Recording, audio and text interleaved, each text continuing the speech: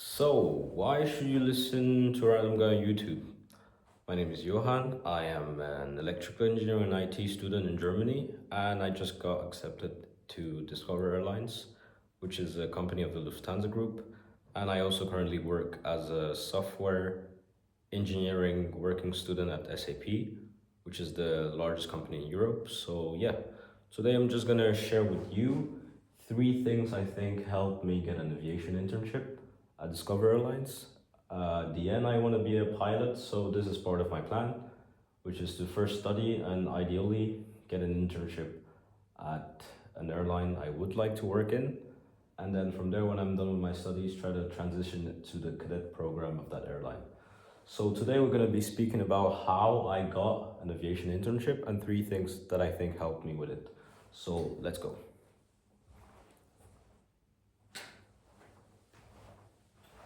First thing that helped is a aviation themed portfolio.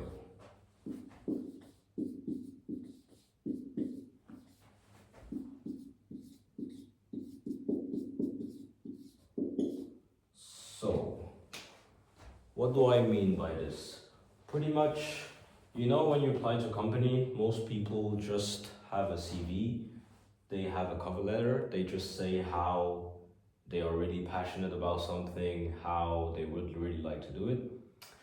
But I honestly think that isn't really enough. And if you just do that, you're pretty much just like everyone else and you're not really differentiating yourself. So, why would the airline think you're any different from anyone else that is applying to them? For me, I thought the only way of doing it is actually putting the hard work onto a project that is aviation themed. And I didn't have any project specifically for that, so I just thought I would do it with my portfolio website. So I pretty much have a website where when you arrive on the website, you have two options. There's a first option for story, and then there's another option for portfolio. First option for story is pretty much something that goes over my life, why I am passionate about aviation, what got me into aviation, and why I currently pursue an aviation job. So, it is really nice. It has like a 3D render of an airplane going around, and then as you go around on the website, as you scroll, pretty much goes through various pictures related to aviation in my life and to why I am passionate about it. I pretty much thought this would be a really original way of showing my passion. I hadn't really seen anybody do anything like that. So I thought, yeah, the way people do portfolio websites, why shouldn't I do it but think outside of the box and like do something aviation themed? Now, that's not to say you necessarily need to do the same thing as me. You could do anything else, but this is just personally what I did. I think it would be better if you could think, what can you do as a personal portfolio website linked to aviation? Not necessarily the same thing as this, but something that matches the way you are, matches your ideas, and yeah, just think about something you could do. Maybe it would be the same as this, but I would strongly suggest to think about it, think about the various things you could do, and yeah, when you're done with that, you can pretty much do your portfolio website, and then if it looks really nice and it's really convincing and cool, then maybe the recruiter might see it and think, damn, this guy is really interested in working in aviation and he's really putting in the work for it. Because it's easy to be interested, but the harder thing is putting in the work and actually showing how dedicated you are. So yeah, for me, that's the first thing I did and might be helpful for you. Tell me if you have anything like that already, if you agree with me or not. And yeah, if you try that, let me know in the comments, and yeah. Now we're gonna move to the second point, which is hyper personalized cover letters.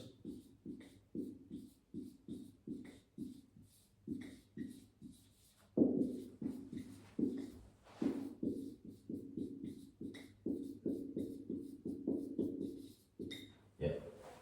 So If you're anywhere in the world and you apply for an internship or a job, of course you're gonna have to write a cover letter. But problem is today with the advancements of ChatGPT and all the AI models we have, a lot of people just go in ChatGPT and say, "Oh yeah, look at this job description. I'm applying for this. Try to help me write a cover letter."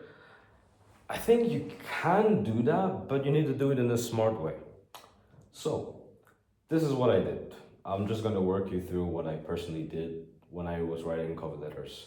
What I would do is, first thing, I would upload a PDF of the job description.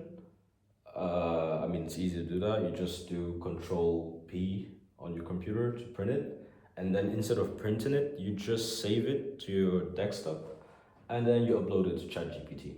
Then, when you're done with that, you would just tell it to analyze it and pretty much tell you what are the main points they're looking for in the job description. Just to focus and hone in on those things. After that, what I would do is I would say, try to write me a cover letter initially for this, and then I would see how ChatGPT writes it.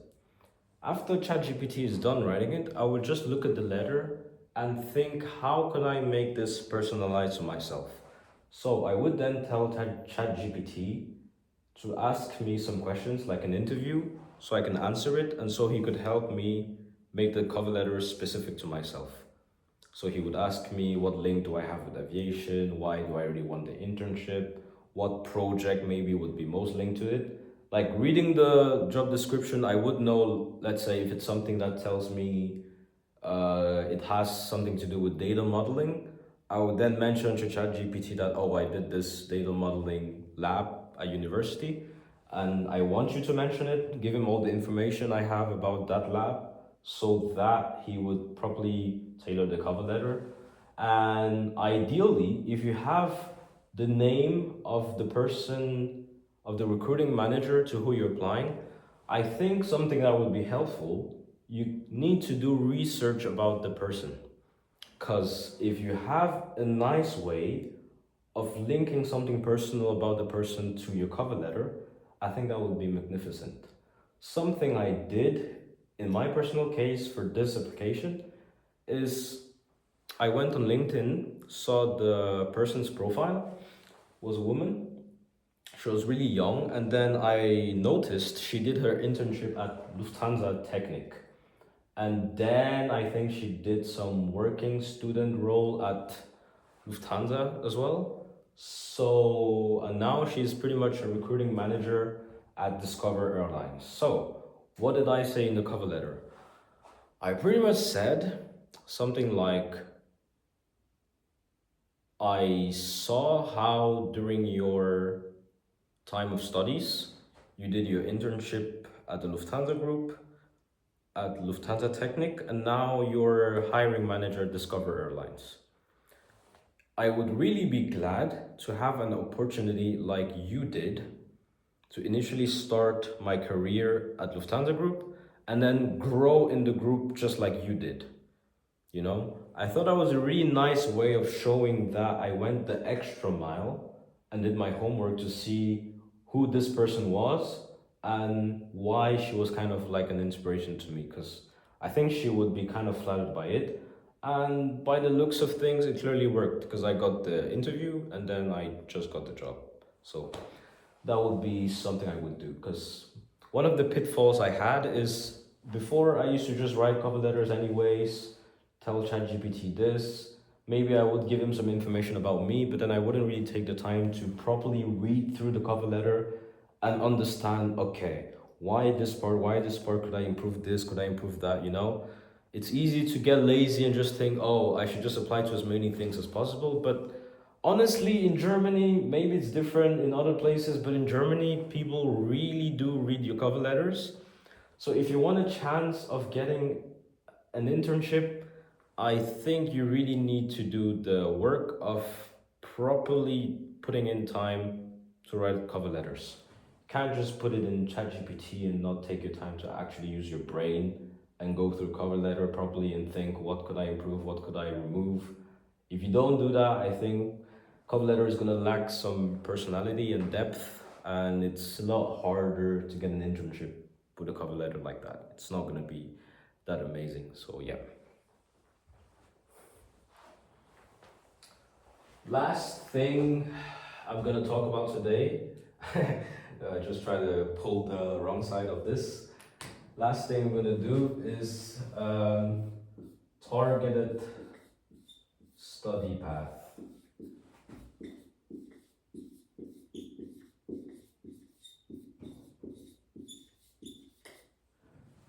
What do I mean by targeted study path?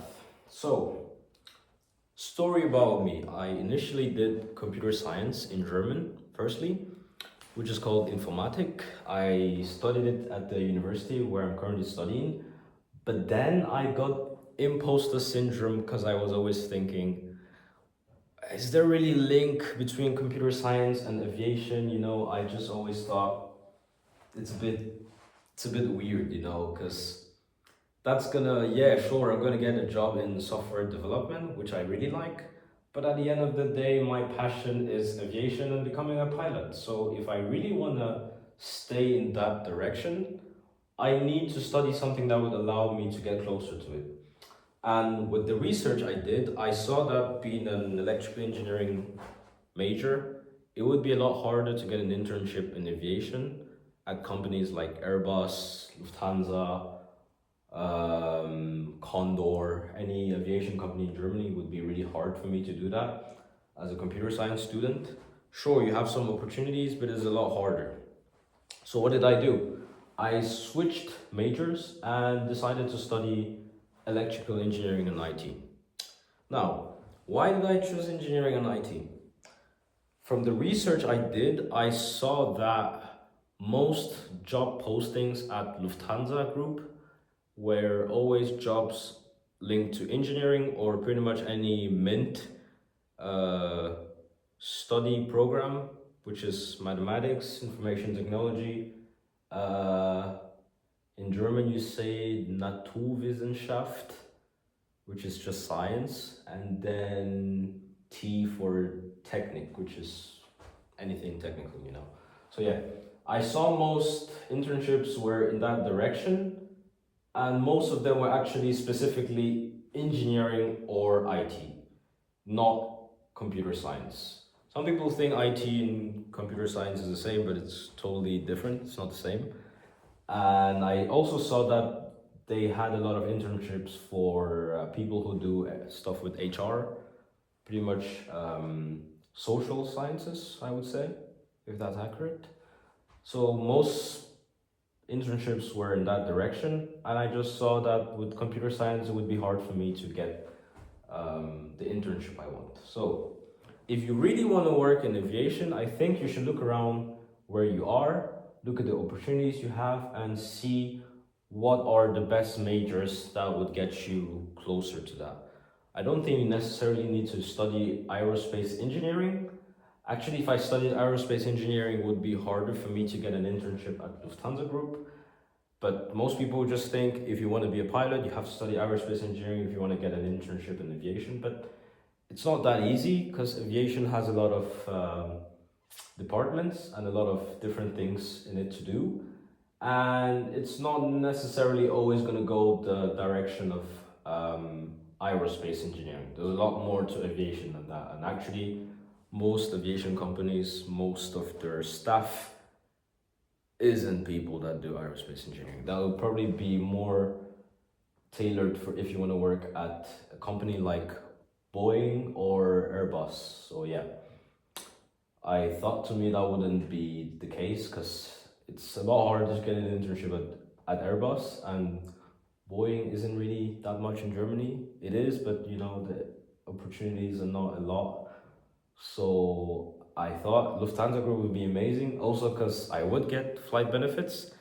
That would be nice, especially with the fact that my dad is actually going into retirement in 2 years because he currently works at Brussels Airlines. So yeah, that would be nice. Actually, I was gonna make a video on 3 points, but I have a bonus.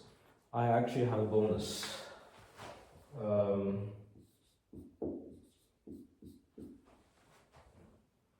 would say linked relative or friend to aviation. What do I mean in this one? Pretty much when you apply to any internship, they're always going to ask themselves, why aviation? What motivates you? And something companies really like is when you have anybody that's close to you that already works at an airline or in the aviation industry, and you pretty much have that person as inspiration for you. And for me, that person is my dad, so that's nice to have. Doesn't really guarantee anything. It doesn't mean you're gonna get the internship, but it sure is a good thing to add. So if you have this, I would say you definitely use it if you can. You definitely mention it when you write cover letters and in the interview when you get asked what motivates you. It could even be somebody on YouTube, because by the way, when I was asked what do I know about Discover Airlines and how did I know about them, do you know what I said? There's this YouTuber called Pascal Keller. You can check out his YouTube channel. His name is Pascal Keller, but his YouTube channel is called Pascal KLR. He's an Airbus A330 pilot for Discover Airlines, and I started watching him in I think it was 2023, yeah, when I switched to electrical engineering and IT.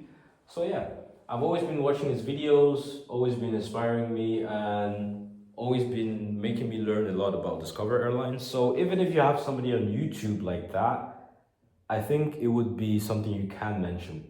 Because when you follow somebody like that on YouTube, linked to a company or linked to a field, I think it really shows them that, damn, you're really passionate about this, and in your free time, you take the time to actually learn more about it, you know?